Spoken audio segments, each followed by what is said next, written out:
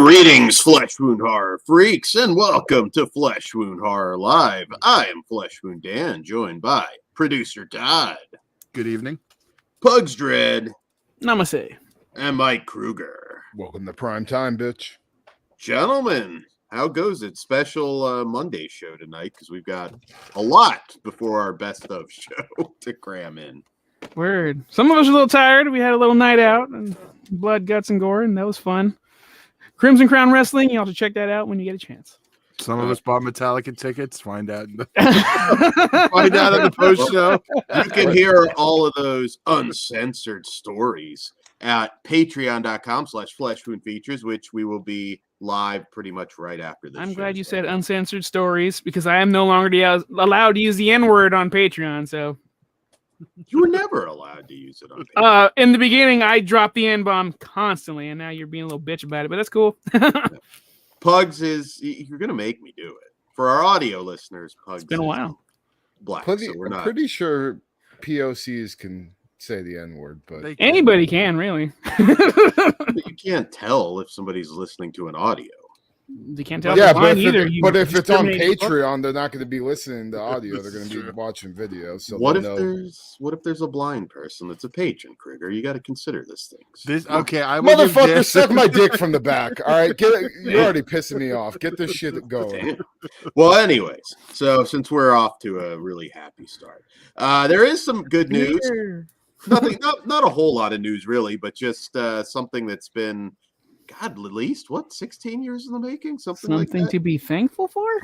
Eli Roth's Thanksgiving is finally happening. That's fucking rad. Yeah. That is pretty cool because I just figured, too long. Is that the last one? The last one of those Grindhouse trailers that we need? No, because there's the one Dan will cream his pants if we ever get to Werewolf Women of the SS. Oh yeah, that's true. Yeah. Don't, but okay. Yeah. Well, you might get it now. I mean, if this actually does well, I just don't see why you wouldn't get it. But are there going to be fake trailers attached to this to Thanksgiving? Machete didn't have it, and neither did Hobo with a Shotgun. So all right, that's a weird one because that wasn't really a trailer, but it was a trailer, but only like that was a whole weird thing with Hobo with the Shotgun. Yeah, only, really a trailer in Canada. Like here, it was never part of the. Yeah, but it still counts. Yes. The Canadian distributor did it. Don't be a stickler. Well, I guess I would like them to add some. That'd be cool. Up Canada, I guess. They don't count according to producer. Have you seen South Park? Yeah. Frostback mother. Goddamn floppy headed motherfuckers. Hey, buddy. Don't call me guy. But yeah, I mean I'm excited for it. Yeah, I would have rathered Werewolf Women of the SS, but I think Thanksgiving should be fun. Back to basics for Eli Roth, too. I hope so. Doing some different stuff. And then we get a fucking new slasher icon with the Pilgrim. Like, that's fucking cool. Yeah. Even though we do have a Pilgrim Thanksgiving slasher film, but... Yeah, it's Blumhouse. It's not from Eli Roth. You don't have to... Anyway, I don't want but yeah, it's coming. Yeah, Dan, you're a fucking Blumhouse fan now. Shut your mouth. I gotta say, I mean, it's got some big shoes to fill. I mean, it's got the Body by Jake shoes it's got to beat. So just remember that. That's till as of this moment. I don't know. That might be our definitive. Wouldn't that would be like I know like two people that see the movie would get it, but can you imagine at the end if I don't know, Body by Jake just showed up and like ripped the killer's face apart? Honestly, if they wanted to use just something subtle and do it, just have one of the commercials playing on TV. Well, there you go. Well, I want Body by Jake in the damn movie. I understand you do, Dan, but that's a lot. Maybe you'd get a trailer. Well, unless Eli Roth is some huge, fan of Home Sweet Home, which is very possible.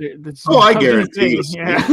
This could just be his remake under the name Thanksgiving, and I'd be very happy. Well, save it for the Versus film, I suppose. Guys, a programming note. As I said, we will be live right after this on Patreon, patreon.com/fleshwoundfeatures. And you're also Flesh Wound Force. The tribal chief himself, Ozzy V, is going to be live for House Party. So that'll be. You'll have to before tonight, Dan. So is House Party Hood approved?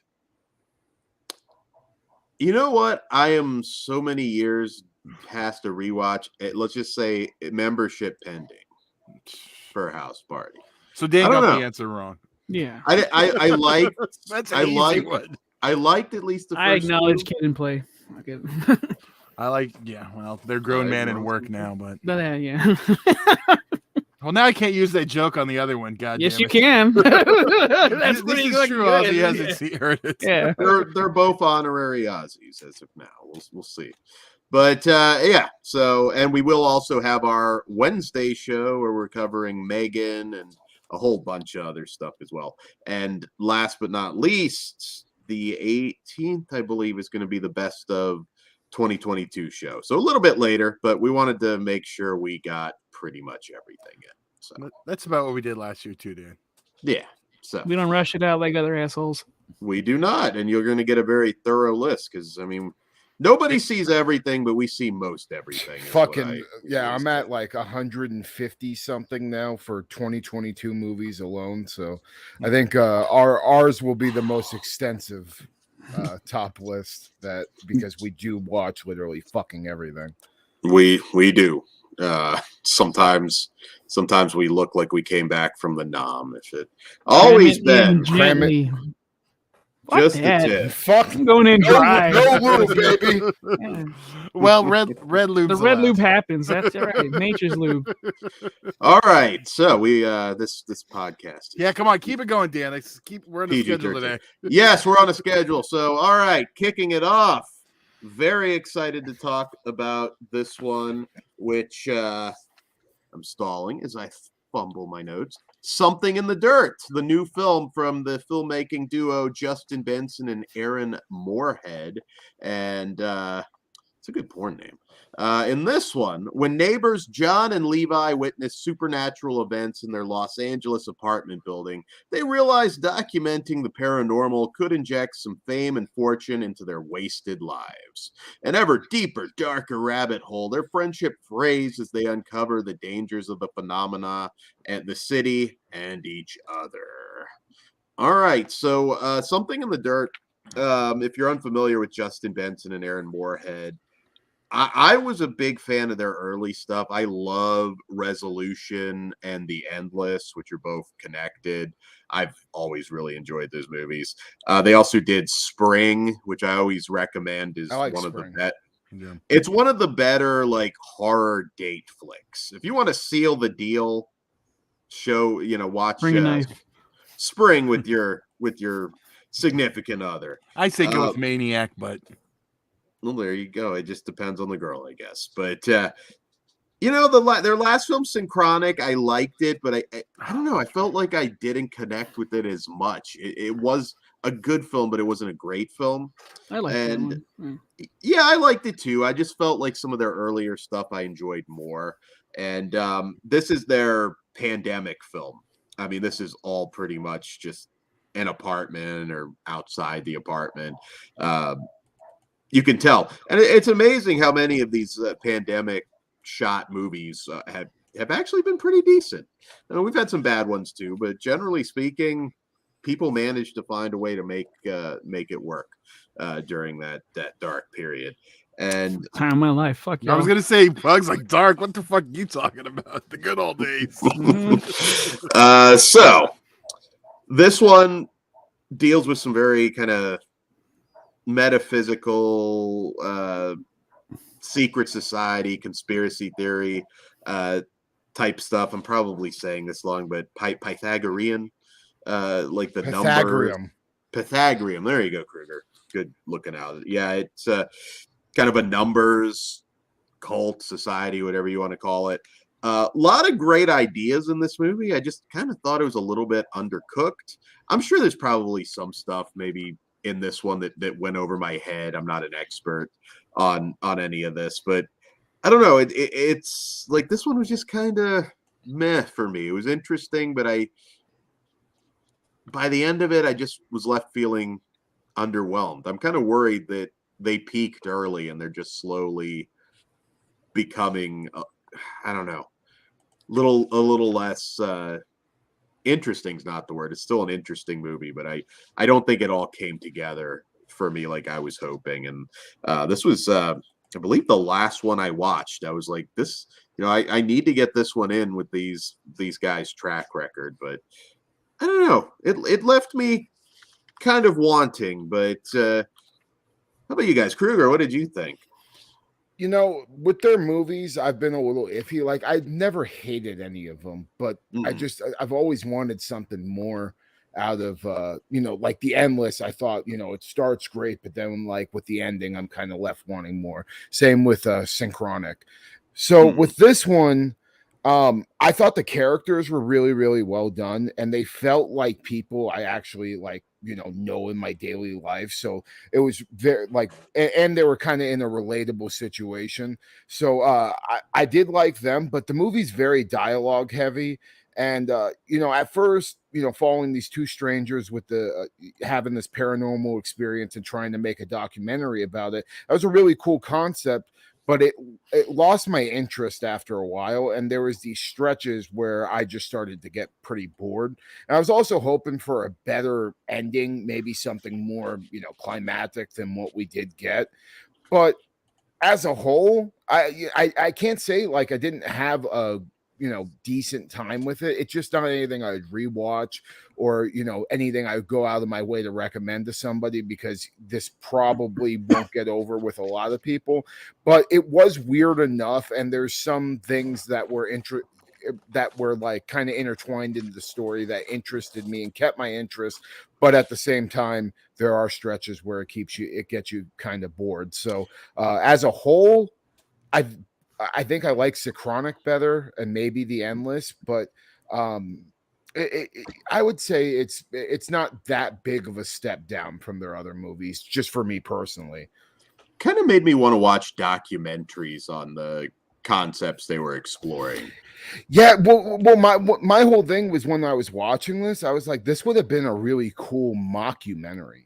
Like, if they would have made it mockumentary style, I think it would have, because they already kind of did with certain scenes of the movie where, there's interviews being taken in and people are trying to explain like their connection to the whole situation that's going on.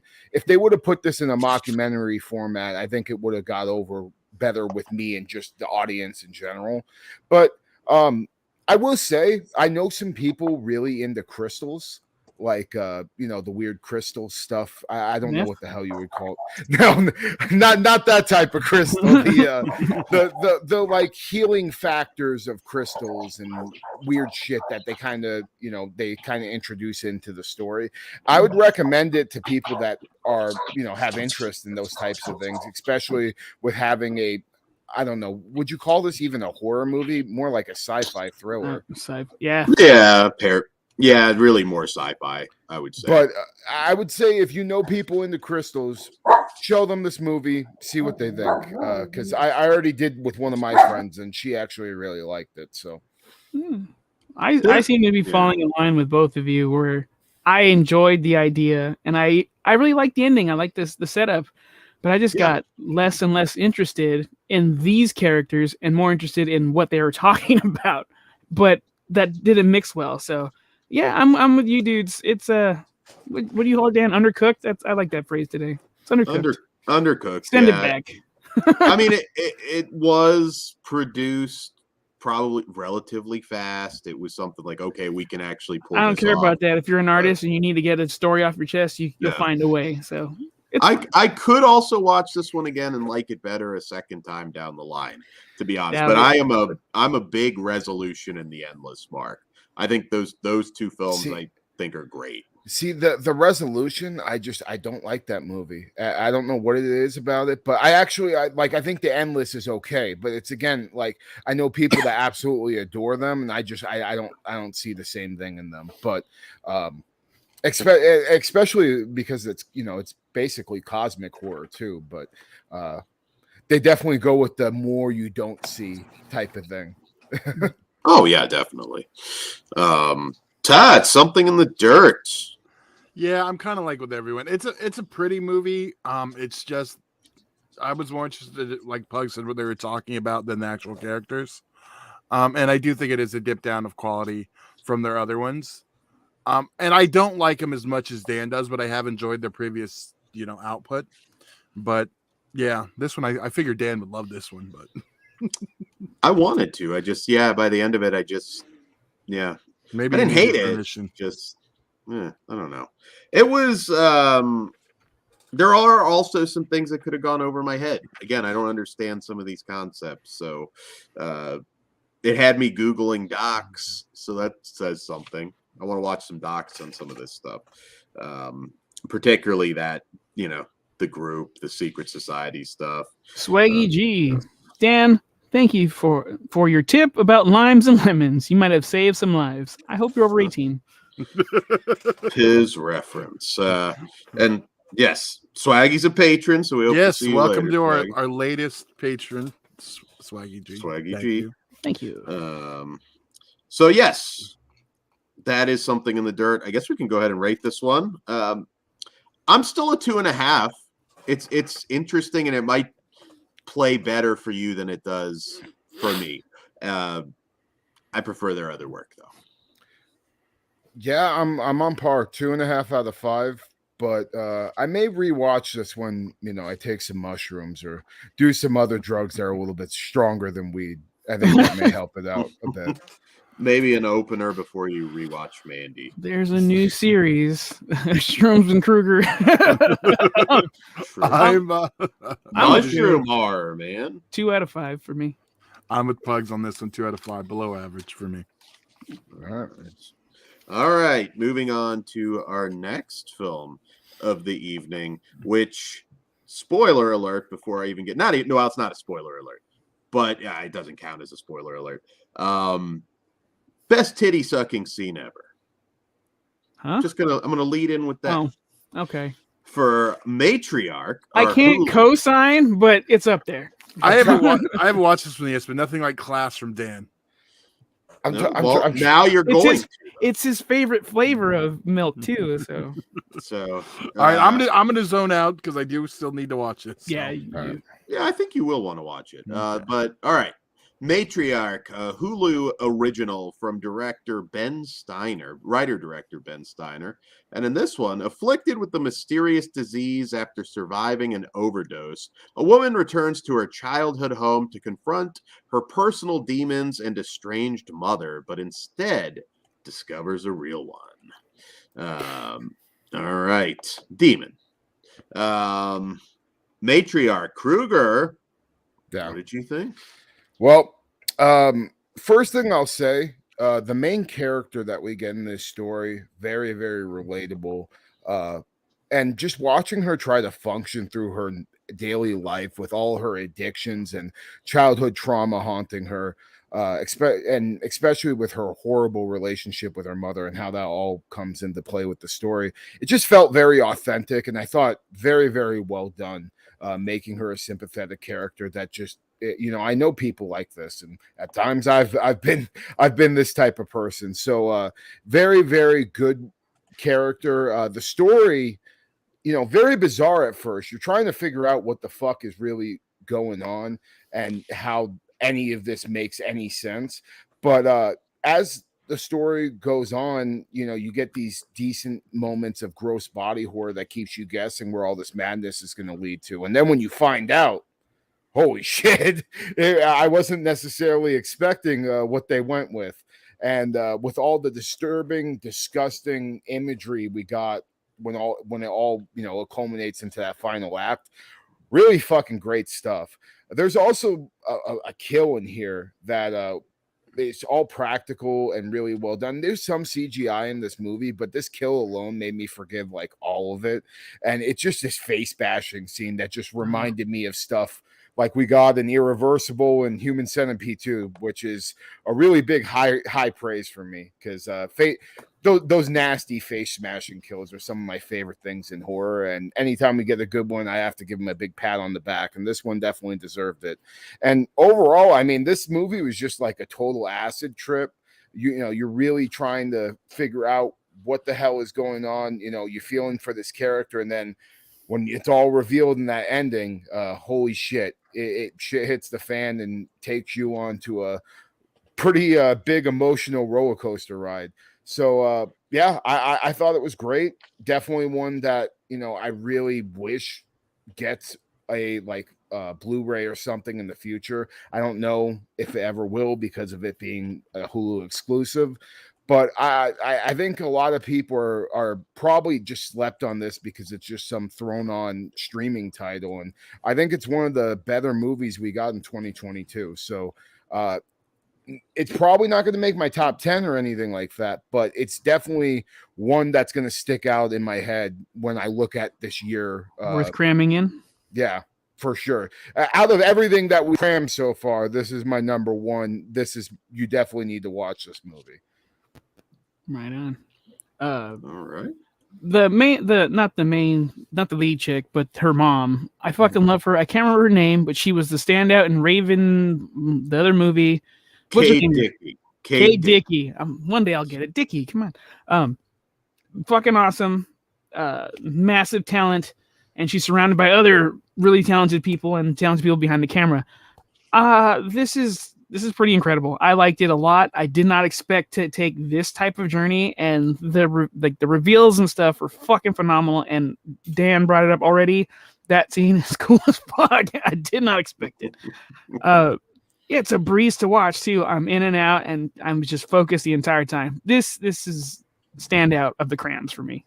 I like Kruger. Yeah, I was very, very happy. All right. Yes. Pretty solid year for Hulu. I know Fresh is on a lot of people's top 10s, and you'll see if that'll make any of ours on the best of show. So Matriarch for me. I've been a big Kate Dickey fan since 2006's Red Road, which is a mystery thriller. It's definitely one that just kind of one of these random movies not a lot of people have seen, but it's really good. I don't know if it's streaming anywhere or anything, but if you are a Kate Dickey fan, check out Red Road. So yeah, I'm a big folk horror guy and I'm a big body horror guy, and this is a pretty cool blending of both. Easily recommended for fans of The Wicker Man. It's also been a hell of a year for folk horror with Moloch and several other films actually this year. I like this one a lot. Really cool creature design later on. There's some glimpses of some pretty intense debauchery. In a cool place as well. Yeah. It's brief. It is brief. Like you don't get to see did you get Frozen Pugs? No. Oh, okay. Something was going. Maybe it was me. I didn't want to spoil anything. Yeah. There's Continue. some glimpses. It's some pretty messed up stuff. I mean, it's not a super graphic movie. It comes in kind of brief splurts, but it's there. It's nasty. It's ugly. It builds. There are some. It builds to it for sure. It goes with quality over quantity, Dan. Yeah, and there's some funny moments when let's just say she finds the horror book.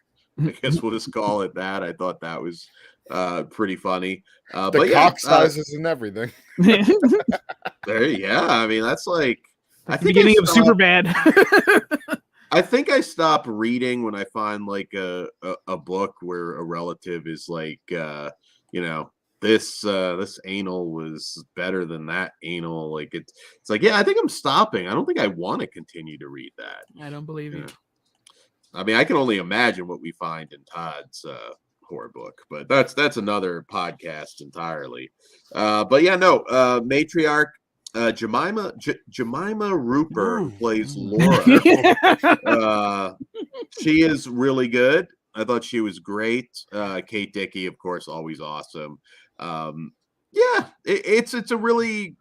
It's not great. I don't think it rises to the level of being fantastic. I can't say it's my favorite of the Crams, but it is a very entertaining movie. And like I said, Hulu. I don't think I've watched maybe a ton of original horror movies on Hulu this year, or maybe more than I think if I go and look back. But this is certainly a quality one.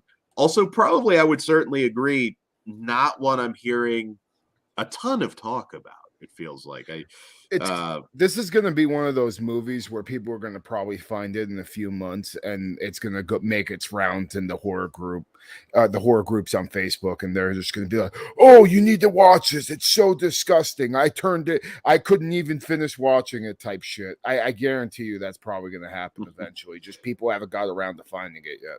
Yeah, it's only been out a little over 2 months too, so it's not like it's just an earlier in the year. TikTok gets a hold of it. Over. Yeah, for real. Dude, we need to start doing that and just start fucking starting these TikTok trends. Fucking more exposure. Why not? There we go.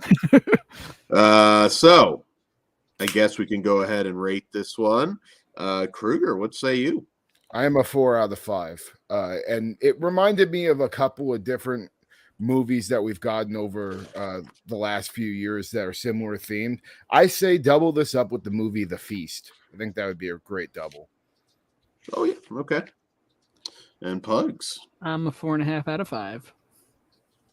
Nice. I am a 3.5 out of 5. Check it out on Hulu. All right. So moving on to our next film of the evening, which is The Apology. Now, I'm going to say with this one, there's a reveal pretty early in the movie. I'm not even going to really consider it a spoiler, because if you couldn't guess it, you're not paying attention. I mean, you can kind of guess it from the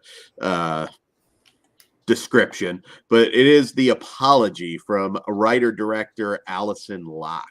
And in this one, 20 years after the disappearance of her daughter, a recovering alcoholic is preparing to host her family's Christmas celebration when her estranged ex-brother-in-law arrives unannounced, bearing nostalgic gifts and a heavy secret.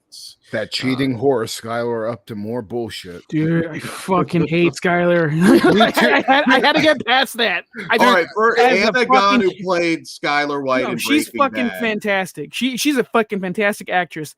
But How do you she is fault Skylar's fucking Skylar? You're one of those. Skylar's a fucking wrench in the gears. We should have this conversation after. Todd, I don't think you've seen Breaking Bad, right? No. Yeah. Skylar's a fucking cunt, and I'll stop it at that. Yeah, she's a fucking filthy, dirty cunt. I fucking hate her guts. And it took me like a good 5 minutes to get past it, right? I'm just like, fucking, I want to stab you already for what the fuck you did to Walt. Whatever pain you went through, keep it going. Fuck you. Oh my god, fuck off, Dan. Cunt. It was she all right, let it go. I haven't seen it. Just let it go. No, well, that's vague, but no, she's a fantastic actress. Shit character. I hate her. Which means she did a good job, Dan. But it's not my favorite character on this show, but good lord.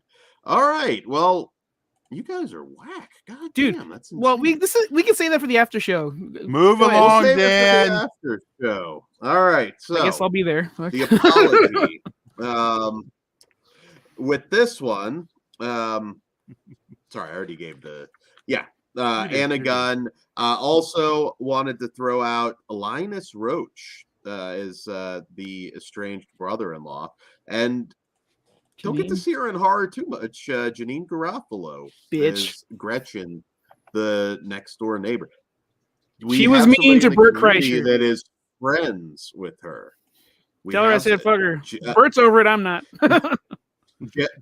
Our Jess Graham, shout out if you listen to this later or listening now, actually walked her dogs and took took care of her basically on the set of that Criminal Minds spinoff show. So yeah, he got to hang out. Said she was very nice. Yeah, now she's humbled. Anyway, but anyways, The Apology. So this is actually Christmas horror. We didn't get it during Christmas, but still good winter horror. It's not like Christmas is like a major theme or anything. So I mean, obviously, he's showing up 19 years later. You could probably guess some things. This is a really intense movie. Now, I like this one a lot, and I was about to say Janine Garofalo also was in a horror thriller called Minus Man with Owen Wilson, where he played a serial killer. Also worth checking out. She's done some genre work. I like this one a lot. Anna Gunn is amazing. She's a fantastic actress. Linus Roach, complex character, very creepy, but they don't go too over the top with it either. This is another one. I mean, it's pretty much two people in a house on a really wintry night. I can't remember where this was supposed to be taking place. I think Wisconsin or something. So it's a good one to kick your feet up with a glass of hot cocoa and just watch the back and forth as it kind of slowly reveals what happened.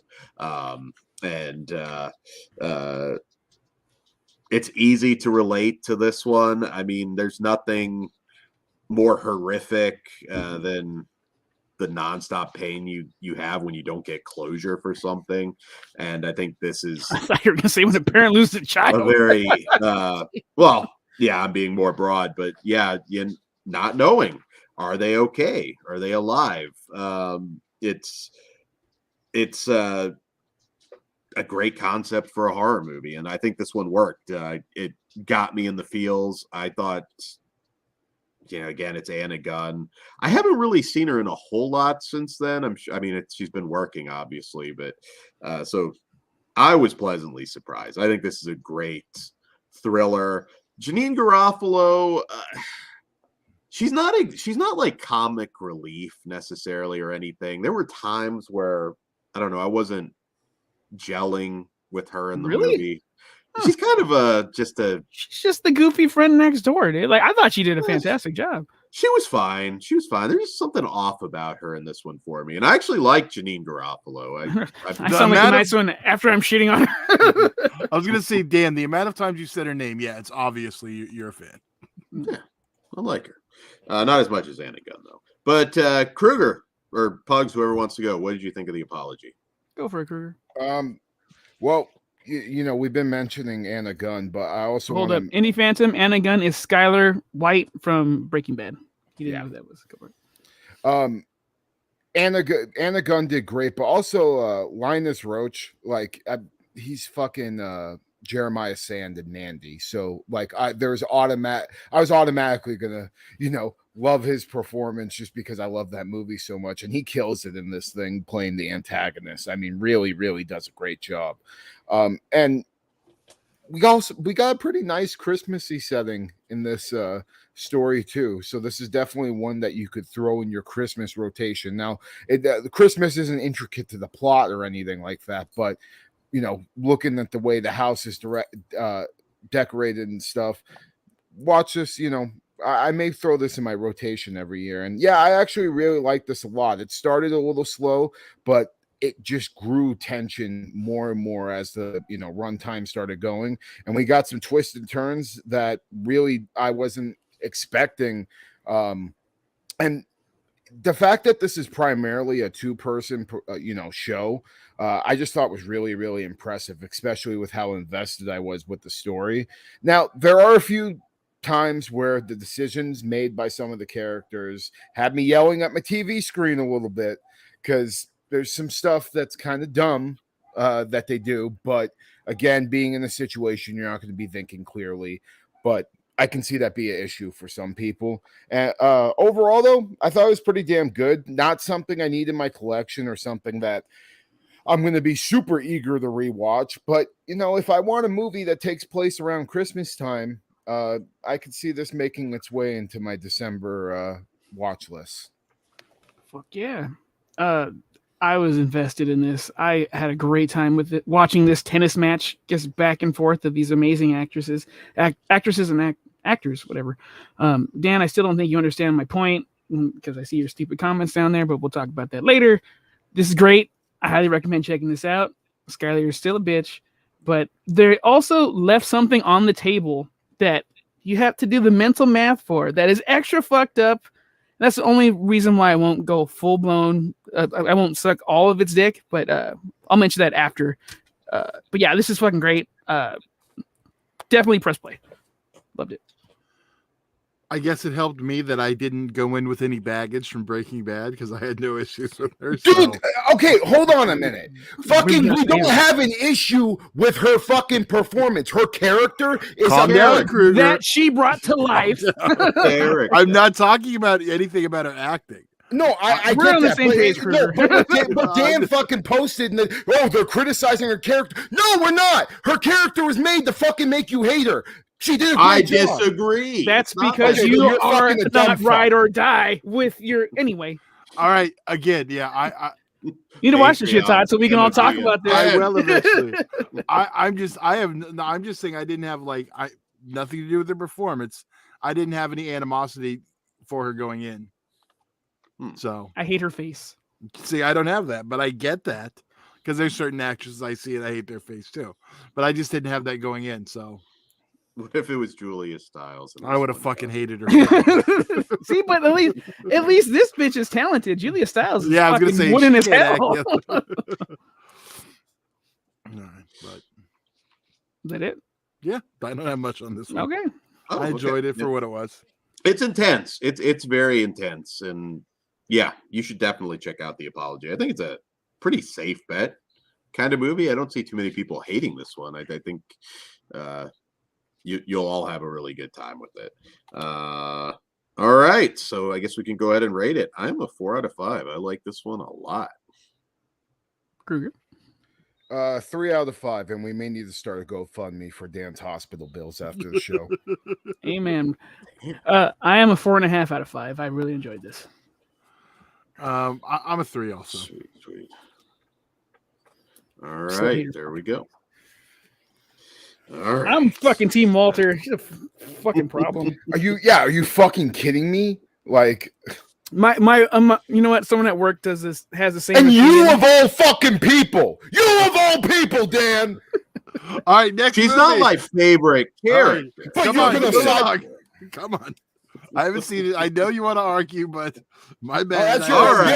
It's 2022. That's your own goddamn problem. I understand that, but I'm asking if he's avoided this long. Yeah.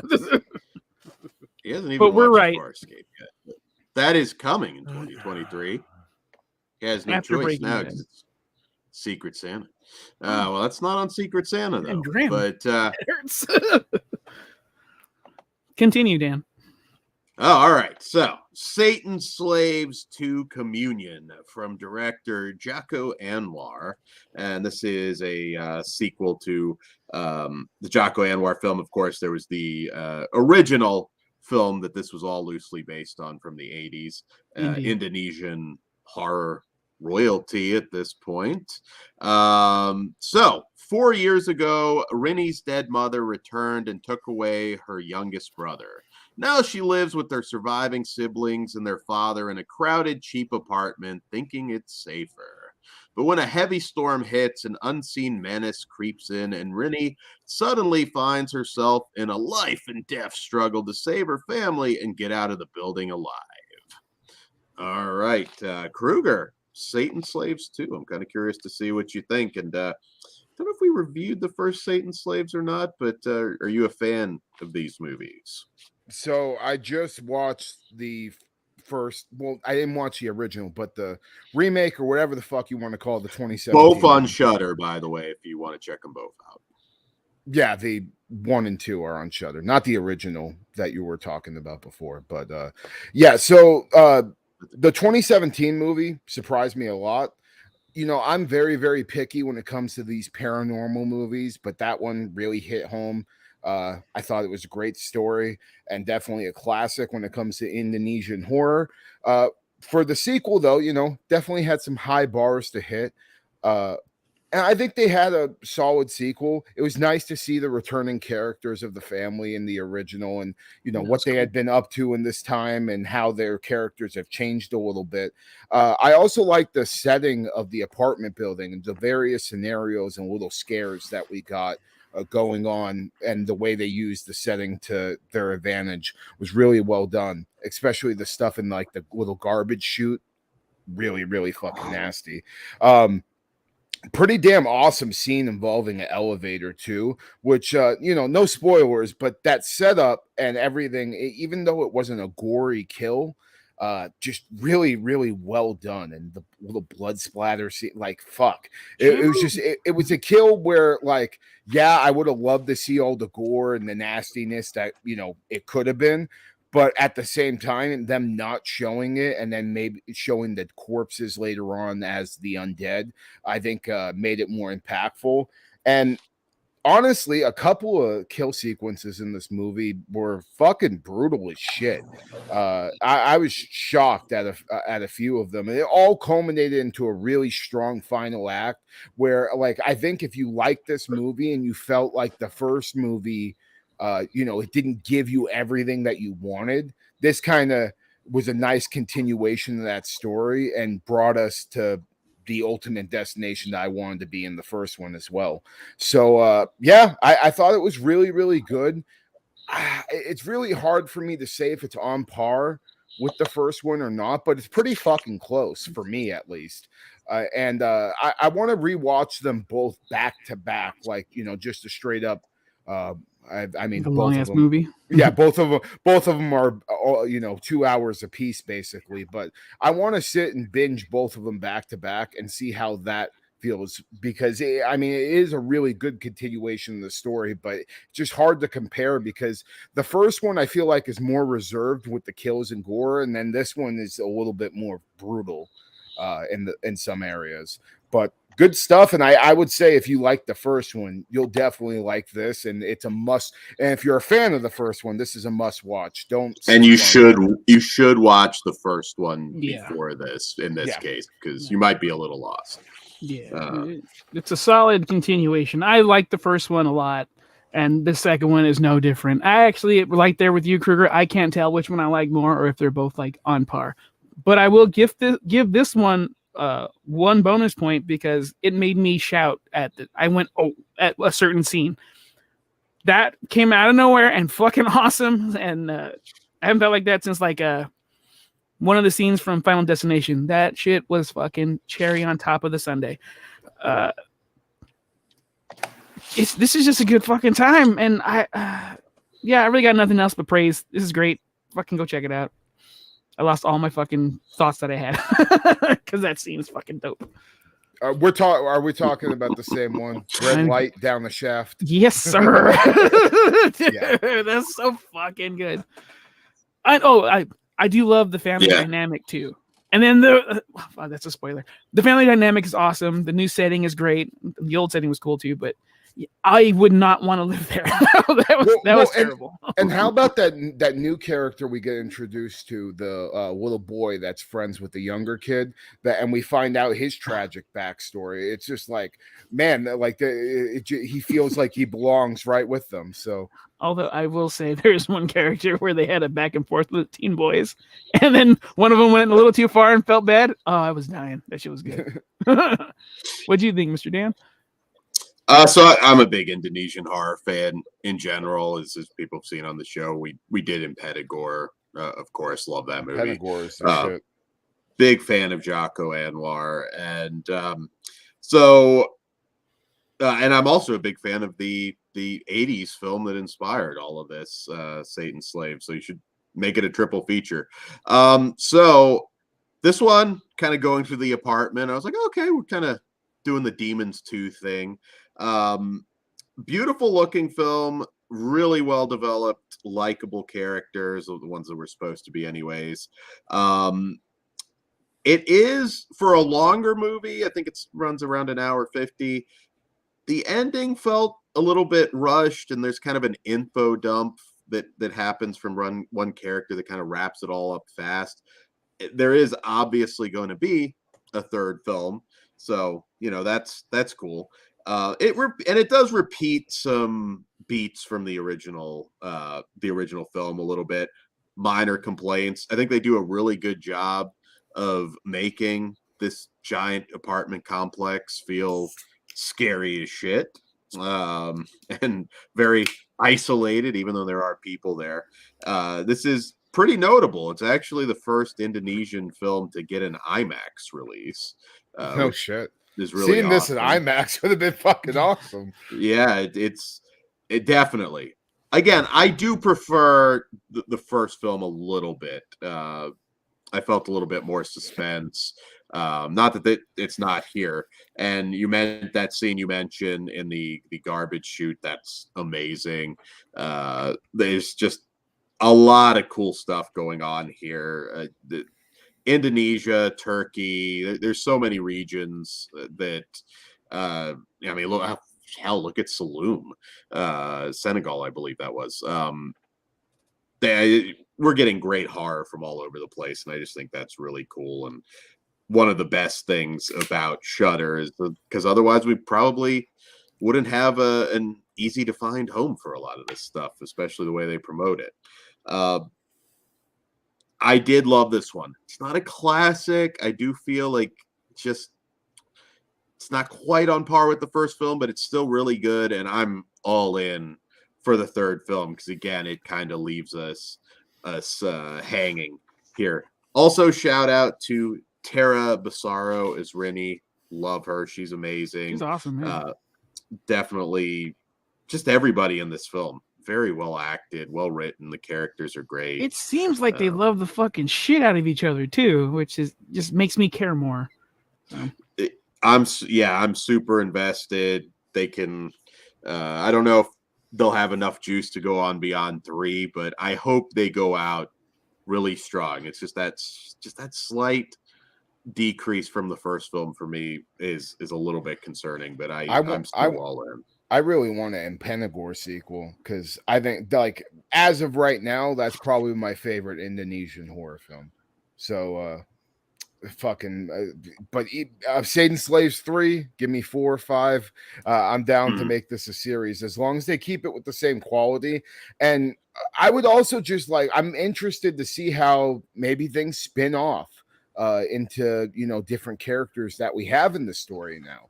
We could see some stuff going on with, some other people that isn't just this family too, which would be really cool. But I'm interested. Yeah. So let's rate this bitch then. All right, Kruger, what say you? The first one's like a 4 out of 5 for me, and I'm gonna give this one a 4 out of 5 too. I think it's pretty close, if not on par. Amen, brother. I am also a 4 out of 5. I don't remember what I gave the first one. So, well, unlike some of the rest of the show, we're united in our 4 out of 5. Check it out, and hopefully this will get a Blu-ray. I don't know yet, but after the third one, you get a big old fucking pack. Yeah. Give me a Shudder box set. Like, they need to start doing that shit. They should. It's always annoying too because the original 80s film and then the first one are on Blu-ray, so I'm like, please at least give it to us this time for this one. Yeah, I need to watch. So, like, the original film, is it similar or like is it a remake? Like, what's the gimmick? I mean, it's not exactly, but you should definitely check it out. I'm trying to remember. Is it Indonesian as well? Oh yeah. No, okay. It's one of their big films at the time. Think of a big American remake of an older property where they kind of just do their own thing. Sort of like Dawn of the Dead. They kind of take some of the original premise and make it your own. So gotcha. It's not like a traditional. It's more like that era type remake. Well, and there's a few different. There's 2 of Satan's Slaves too, isn't there? Like there's more than it gets a little confusing, but yeah. Yeah, you guys will have to let me know which one is which so I can watch the original. What was just sidetrack? What was the other one? The Black Witch, wasn't that Indonesian or whatever? Black Witch. Black Magic. You might be thinking of maybe. There's, So yeah, maybe it's Black Candles. No, Shudder just had a remake of an old school. Oh, okay. Yeah, I can't think of it off the top of my head, so we can move on. But yeah, it's cool to see that Shudder is, giving us all this foreign horror that we probably wouldn't have gotten, or if we did, it would have been distributed through IFC like every couple of years. So yeah, thank God for Shudder. Oh, absolutely. Indy, I want to shout out to Ted Bundy, the movie, and the actual Ted Bundy. I love him. I don't give a fuck. All right. I get it, Ted. I get it. It has nothing to do with Black Devil Doll, but I'd love to do a watch along of the. I guess is Black Devil Doll a remake? Because I know there's the other Black Devil Doll, but it's just a different Black Devil Doll. It's the whole thing. Yeah. And I should also, just so it's a little less confusing, just to clear that, because there is the Michael Go film, Satan's Slave from 1980, and you're looking for the Cisuaro Gautama Putra film. It is they're all on Blu-ray, so definitely check them out. Again, very different era, so it's different enough that, check them all out. All right, so moving on to our main event of the evening, which is another one I would say maybe not a ton of people have seen yet, and that is The Chalk Line, which is a Netflix original Spanish horror film, and it is from director Ignacio Tatay, and in this one, Paula and her husband are coming back from a dinner when they suddenly find a young girl wandering on the highway. 2 weeks later, after seeing no one is claiming her, the two decide to let her stay in their home temporarily, and so give a twist to their love life in the process. But it won't be that easy, since the girl is obsessed with the fantasy that a monster will come out and punish her if she ever steps out of the chalk square painted on the floor. After the strong bond created between the two, Paula begins a road down a dark path to try and discover the girl's enigmatic past. All right, so The Chalk Line. This one actually stars Elena Anaya, and if you don't know the name, she's a pretty big international star. She was in The Skin I Live In with Antonio Banderas. Room in Rome was a big one. Sex and Lucia, which is a really popular film, really super popular. I saw that in an art house theater in Portland, I believe, back in the day, if I recall. And she's also done a lot of U.S. work. She was in Wonder Woman, Van Helsing, The Infiltrator. Really big star, really fantastic actress, and she plays Paula here. This one, really nice, slow build, suspenseful movie with the whole concept of the monster, potentially coming to get her if she crosses the chalk line. This could be all sorts of things, and we're going to try not to, reveal anything. But this is a great, fantastic slow burn. I like this movie a lot. Really connected with the characters. Paula has been struggling to have a baby. She's been kind of keeping some fertility treatment secret from her husband, so that kind of all factors in when she kind of bonds with this girl. And I was glued to my seat, man. This is another one kind of got me in the feels. I thought it was a really well done horror, thriller, mystery, whatever you want to call it. And I'm curious. I don't want to go too deep into everything, because you should be careful not to have this one spoiled for you. What did you guys think before I go too deep into it? Go for it, Kruger. For me, I do agree with you. Performances and everything was great, and the story kept you guessing, kept you engaged on what was really going on and what had happened to this little girl. gave me some major The Orphan vibes when I first watched like The Orphan, when she's just mysterious and you don't know where this girl came from or what her past entails. Some pretty crazy twist there too that I didn't see coming, and went into some kind of fucked up territories I sure as fuck was not expecting.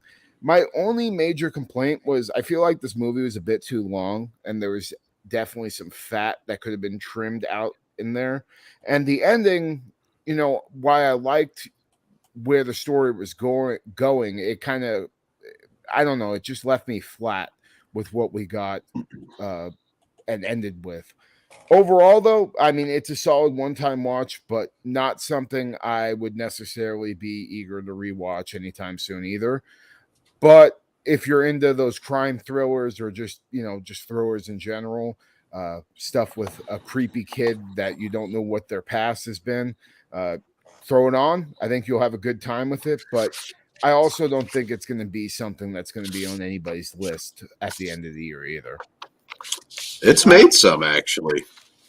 I can see Americans wanting to remake this ASAP. I thought this was I got that vibe. Yeah, dude, this is easy money, and when people are too lazy to read or press the subtitles, I don't know if they had it.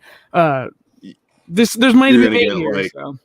Ryan Gosling and Emma Stone or something. Well, he's a talent, so that's fine. Yeah, this is really good. I had a blast with this, and I was interested all the way up until the end, and then I got even more interested, and I want to see more of what that could have been. So, did it take a little long to get there? Kind of, but I didn't mind. So, yeah, it's that little girl. Fucking A, dude. I think she's a fucking massive talent waiting to break out. So, this is great. Fucking great. Yeah, absolutely. Just a really good thriller. Pair it up with Watcher. Dude, most of this felt like it was made for me. Oh, I finally saw Watcher. That was also really fucking cool for me. Oh.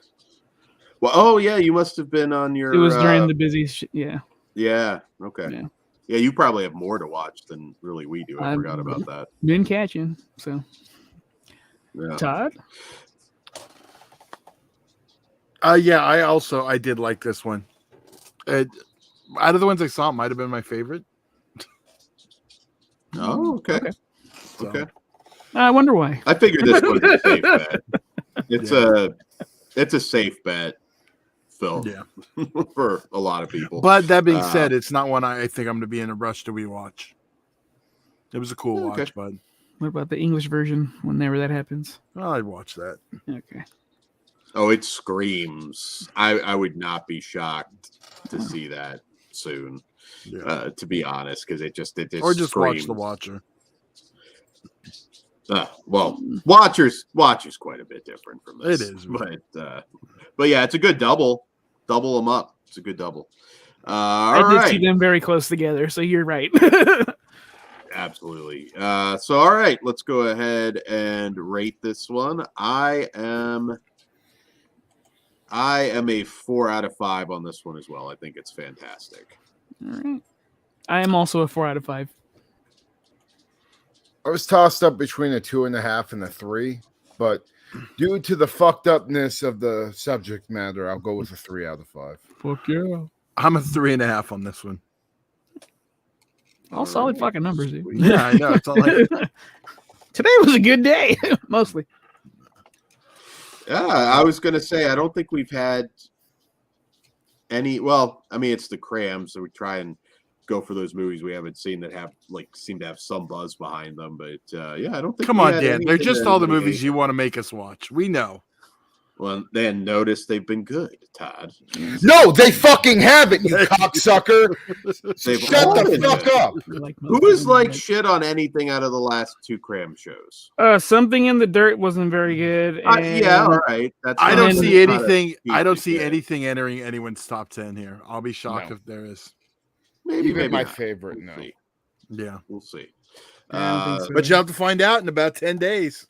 Yeah, that'll be a good show, guys, and be sure to bring your lists as well to the comment section. I think our lists will be different. Some of yours might be. Mine's always fucking different as So The it should be a good time. You're definitely, whatever you think of our lists, you're getting it from guys who watched pretty much every goddamn movie this year. So on that note, we are going to be back on Patreon pretty quickly. few minutes. So patreon.com/fleshwound features. It all starts at just $1, and you can hang out with us. There'll be lots of screaming, throwing things, and all that good stuff. I do have a surprise also on the next show. So Wednesday, check us out. We're reviewing Megan. I don't have the list in front of me, but Megan, Rewind or Die, and a bunch of new stuff on Wednesday. Scare Package 2. There we go. So check us out. And on that note, that's all I've got. If you haven't ordered it yet, Divide by Zero by Lauren Dixon. Check it out. Buy the book on Amazon. I'm probably going to finish it up tomorrow. It is fantastic. I don't want to give away everything. I can say it involves the cult, but god damn, does it go even further beyond that. So it's got my recommendation. Good night, guys. See you on Patreon. Well, before I say goodbye, see you on Patreon, and also in about an hour, check out House Party Live. Party, yes. Yep. And tell Ozzy you love his hair. Yes. And for Kruger, since I believe he froze. I was just going to say. You can still hear me. Stay safe. Oh, okay. Okay. Okay. Well, good evening, Kruger. Stay sick, motherfuckers. There he is. I'll see you in Disneyland. Glad I didn't cut that promo on Kruger because I thought he couldn't hear me. You should. Go for it. You cut it, you fucking pussy. He'll cut you.